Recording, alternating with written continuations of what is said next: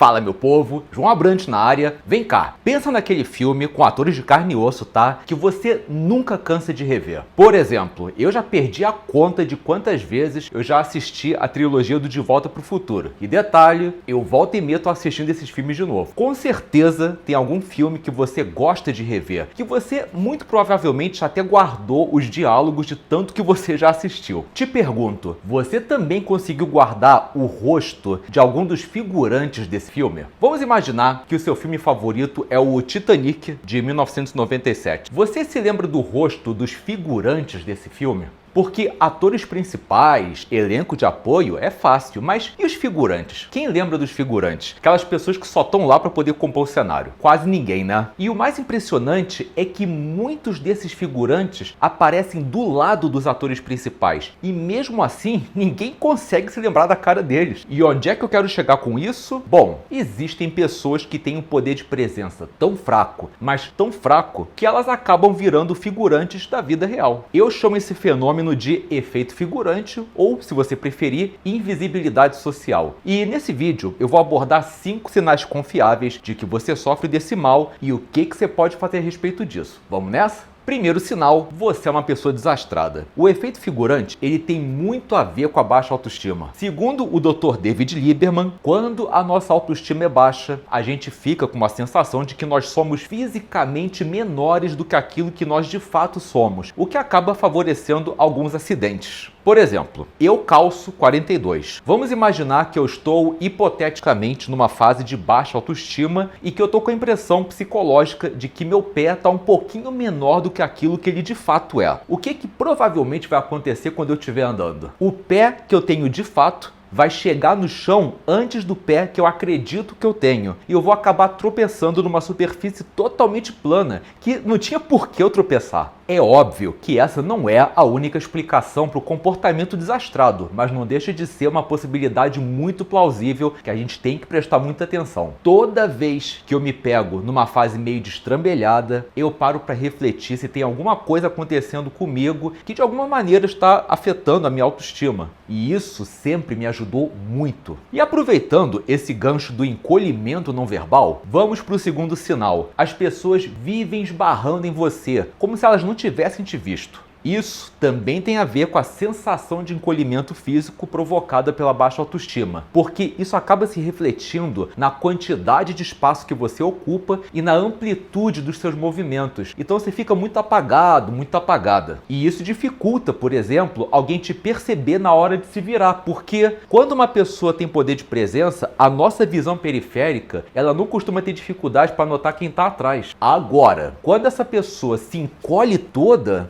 aí complica, né? A chance da gente pisar ou dar um esbarrão vai aumentar muito. Inclusive, teve uma vez que eu conversei com um cara que era mestre em ninjutsu, aquela arte marcial dos ninjas, e ele me falou que os ninjas usavam muito essa técnica de diminuir o espaço físico, a amplitude dos movimentos, para eles não serem notados pelas pessoas que estavam indo atrás. Impressionante, né? Terceiro sinal, as pessoas não conseguem entender de primeira o que você fala. Elas sempre reagem assim: hã? O quê? Como é que é? Repete. E bom, a menos que você sofra de alguma condição fonoaudiológica que realmente não depende de você, chances são de que você está falando para dentro. As pessoas acham que linguagem não verbal é só corpo, mas a voz também faz parte desse conjunto. No caso, não o que você fala, mas como você fala. E o nome disso é comunicação paraverbal. Isso também tem a ver com aquele encolhimento não verbal, porque ele não atinge apenas o nosso corpo, mas também a nossa voz. Por isso que a gente acaba falando baixinho, para dentro, porque o nosso não verbal fica todo instante buscando congruência com a maneira que a gente está se sentindo. Quarto sinal, você atrai gente tóxica. Pessoas que não possuem poder de presença e que andam sempre muito encolhidas, muito apagadas, elas automaticamente entram na mira dos predadores sociais. Leia-se: golpistas, assaltantes, malandros, narcisistas, oportunistas, etc. Existe, inclusive, estudos comprovando que é pela linguagem não verbal que muitos desses predadores selecionam suas vítimas. Eu fiz até um vídeo falando sobre isso, vou deixar o link aqui embaixo na descrição. A mensagem mensagem que a linguagem não verbal encolhida transmite é que você está se sentindo vulnerável, intimidado ou intimidada. E como essas pessoas mal intencionadas são covardes, elas só vão para cima de quem é mais fraco ou pelo menos aparenta ser mais fraco. Agora, uma observação. Eu já falei sobre esse fenômeno algumas vezes aqui no canal e em todas elas sempre aparece alguém nos comentários me atacando, dizendo coisas do tipo: ah, que absurdo, agora a culpa é da vítima, a culpa são dessas pessoas mau caráter, para de falar besteira, João. Você faz parte desse grupo dos críticos? Então, deixa eu te perguntar uma coisa. Quando você sai para trabalhar, para viajar, você deixa a porta de casa aberta? Não, né? Por quê? Porque muito embora exista uma possibilidade de não acontecer nada, chances são de que algum ladrão pode se aproveitar da ocasião para entrar e levar algum dos seus pertences, né? Então, da mesma maneira que a gente tranca a nossa porta por precaução, a gente tem que ajustar a nossa linguagem não verbal para não deixar nenhum malandro se aproveitar da ocasião e entrar na nossa vida. Realmente, o mau caráter são eles, mas a gente não pode ficar facilitando as coisas, entendeu agora? Quinto e último sinal: as pessoas não se lembram de você, tal e qual um figurante. E não é muito difícil você entender o porquê disso. Pensa comigo, quando a sua autoestima é baixa e você fica com um certo sentimento de insignificância, você no fundo não quer chamar atenção, você não quer se expor. Então, além da questão do encolhimento não verbal, é bem provável que para onde quer que você vá, você sempre se acomode naqueles lugares de baixa exposição, como por exemplo os fundos, os cantos, espaços que tenham baixa luminosidade, bancos mais baixos, etc. Isso tudo é um mecanismo de defesa, de autopreservação. E quando alguém que já te foi apresentado ou até mesmo conviveu contigo não se lembra de você, é porque esse seu mecanismo funcionou com sucesso. Você conseguiu se esconder tanto, mas tanto, que você não ficou marcado ou marcada na memória dessa pessoa. E tá aí 5 sinais de que você sofre do efeito figurante. Você se identificou com um ou mais desses sinais? Então presta atenção. Eu gravei uma aula completa de linguagem não verbal chamada Respeito Invisível e ela tá aqui no canal liberada para o público. Se você tiver a fim de dar um up na imagem que você está projetando para as pessoas à sua volta e com isso eliminar esse efeito figurante, separa meia horinha do seu tempo e clica no link que eu vou deixar aqui embaixo na descrição para poder assistir essa aula, beleza? E se você estiver precisando de uma ajudinha para poder trabalhar a questão da autoestima, eu gravei um vídeo falando sobre um workshop de transformação interna que pode dar um belo de empurrão na sua maneira de pensar e de enxergar a vida em apenas um dia. Se você quiser saber mais, clica no link que está logo aqui embaixo, bem no comecinho da descrição, ou no botãozinho que vai aparecer aqui, nesse cantinho, assim que o vídeo estiver acabando, beleza? E foi esse vídeo de hoje. Se você curtiu, dá uma forcinha, clica aqui embaixo no like, dúvidas, comentários, sugestões, estudos de caso, use e abuse o espaço aqui embaixo. E no mais, um grande abraço e até o próximo vídeo.